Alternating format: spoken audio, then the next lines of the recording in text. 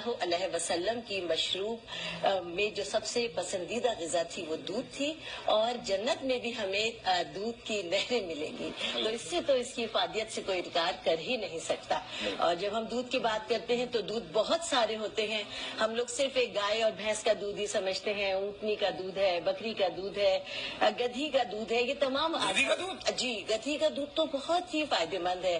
और वो इस तरह फायदेमंद है कि वो कमजोर बच्चे जिन्हें पैदा होते ही अगर माँ का दूध मयसर नहीं आया और खुदा न खास्ता कोई मिसहैप हो गया, तो माँ के दूध के मुतबादिल अगर कोई दूध हो सकता है तो वो गधी का दूध है। वो जी, और वो इतना हल्का दूध होता है, मीठा बहुत ज्यादा होता है, लेकिन उसमें चिकनाई बिल्कुल भी नहीं होती। और बच्चे को आप माँ के दूध के मुबदल के तौर पर कुछ दिनों के लिए गधी का दूध भी दे सकते हैं।